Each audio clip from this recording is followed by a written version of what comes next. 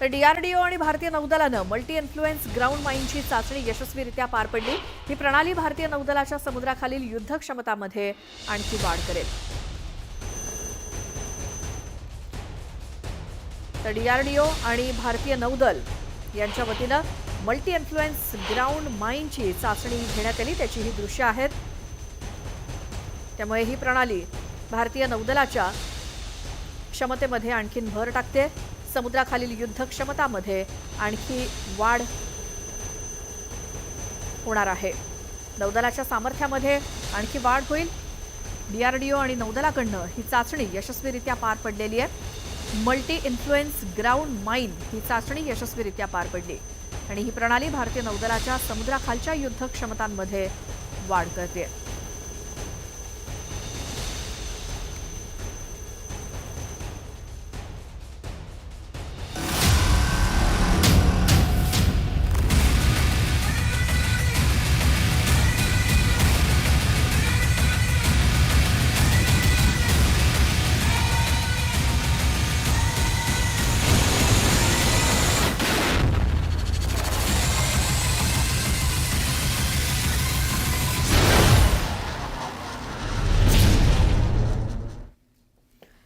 पहलगाम हल्ल्यानंतरही काश्मीरमध्ये पर्यटकांचा ओघ सुरू आहे।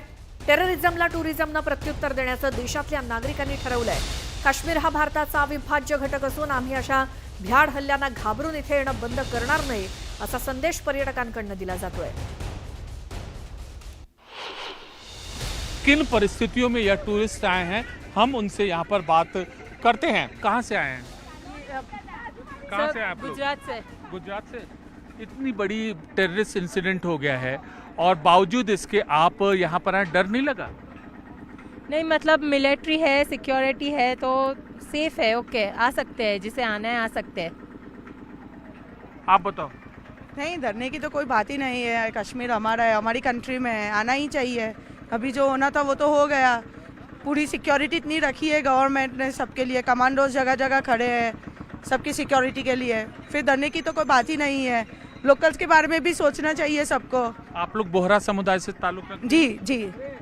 तो देखिए, ये गुजराती परिवार है और यह इस पहलगाम के अम्यूजमेंट पार्क आया है घूमने, छुट्टियां बिताने, और पहलगाम हमले के बावजूद भी इन्होंने अपना प्लान कैंसिल नहीं किया। तो ये दिखाता है कि भारत के लोगों को जैसे अन्य प्रदेश से भारत के लोगों को प्यार है, वैसे जम्मू कश्मीर से भी भारत के लोगों को उतना ही प्यार है और वो इसे कितना अपना मानते हैं। आणि आता राज्यातली महत्त्वाची बातमी बघूयात। राज्याच्या इतिहासामध्ये पहिल्यांदाच ग्रामीण भागामध्ये राज्य मंत्रिमंडळाची बैठक होते, तीही पुण्यश्लोक अहिल्यादेवी होळकर यांच्या जन्मभूमी असलेल्या चौंडीमध्ये। त्यामुळे चौंडीमध्ये राजकीय घडामोडींना वेग आलाय। आज दुपारी 12:30 वाजता मंत्रिमंडळाची बैठक सुरू होईल। मुख्यमंत्री, दोन्ही उपमुख्यमंत्री आणि 42 मंत्री मिळून तब्बल 600 व्हीआयपींचा या बैठकीत सहभाग असणार आहे। शिवाय 2000 विशेष पाहुण्यांना औपचारिक निमंत्रण देण्यात आलंय। त्यामुळे संपूर्ण चौंडी परिसरात मोठ्या प्रमाणात सुरक्षा व्यवस्था आणि नियोजन करण्यात आलंय। या ऐतिहासिक बैठकीला औचित्य लाभलंय ते म्हणजे पुण्यश्लोक अहिल्यादेवी होळकर यांच्या शताब्दी जयंतीचं। येत्या 31 मे रोजी जयंती साजरी होणार असून त्याआधी राज्य मंत्रिमंडळाची बैठक चौंडीला होतीये।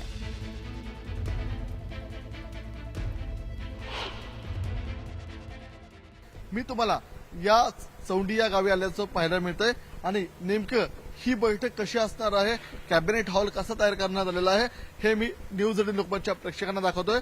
आपण हा सुरुवातीला पाहताय, हा कॅबिनेट हॉल तयार करण्यात आलेला आहे। या कॅबिनेट हॉलमध्ये आपल्याला मुख्यमंत्री देवेंद्र फडणवीस यांच्यासहित सर्व प्रमुख मंत्र्यांसाठी विशेष आसनाची व्यवस्था करण्यात आलेली आहे। आणि आपण जर पाहत असाल तर या आसन व्यवस्थेच्या समोरच आपल्याला धनगर समाजामध्ये खूप महत्वपूर्ण योगदान असलेली जी घोंगडी आहे ती देखील आपल्याला याच आसन व्यवस्थेच्या समोर ठेवण्यात आल्याची पाहायला मिळते। मुख्यमंत्री देवेंद्र फडणवीस आज अहिल्यानगरच्या जनतेसाठी काय नेमकी घोषणा करणार याकडे सर्व राज्याचं लक्ष लागलेलं आहे। त्याचप्रमाणे अनेक धनगर आमदारांकडून मुख्यमंत्री देवेंद्र फडणवीस यांना निवेदनं देखील देण्यात आलेले आहेत। त्यामुळे धनगर समाजासाठी आजचा दिवस हा खूप महत्वपूर्ण असा दिवस असणार आहे, कारण की आज दुपारी 12:30 वाजता जी कॅबिनेट बैठक पार पडणार आहे, या कॅबिनेट बैठकीमधून धनगर समाजासंदर्भामध्ये काय देवेंद्र फडणवीस महत्वपूर्ण घोषणा करतात याकडे सर्वांचं लक्ष लागलेलं आहे. कारण की आज पुण्यश्लोक अहिल्यादेवी होळकर यांच्या जयंतीचं निमित्त आहे. 300वी त्यांची जयंती असणार आहे 31 मेला. त्या जयंती निमित्ताने ही आपल्याला विशेष कॅबिनेट आमंत्रित करण्यात आलेली आहे. त्यामुळे आजच्या कॅबिनेट बैठकीमध्ये जी व्यवस्था करण्यात आलेली आहे ती देखील वाखाणण्याजोगी असल्याचं पाहायला मिळत आहे. याच कॅबिनेट हॉलच्या बाहेर आपल्याला मुख्यमंत्री देवेंद्र फडणवीस यांचं तंबू स्वरूपामध्ये कार्यालय या ठिकाणी स्थापन करण्यात आलेलं आहे.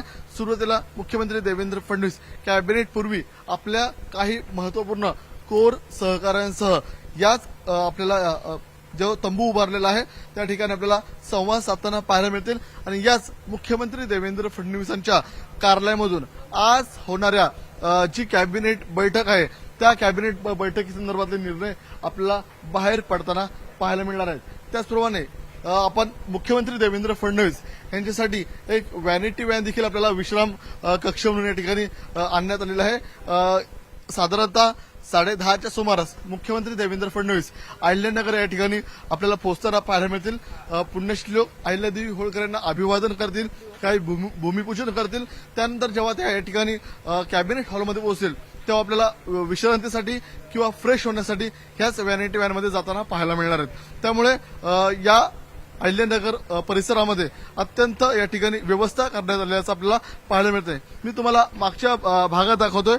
कॅबिनेटसाठी मुख्यमंत्री देवेंद्र फडणवीस यांना भेटण्यासाठी काही प्रमुख आपल्याला अधिकारी देखील येताना पाहायला मिळतील. त्या अधिकाऱ्यांशी संवाद या ठिकाणी आपल्याला मुख्यमंत्री देवेंद्र फडणवीस करताना पाहायला मिळतील.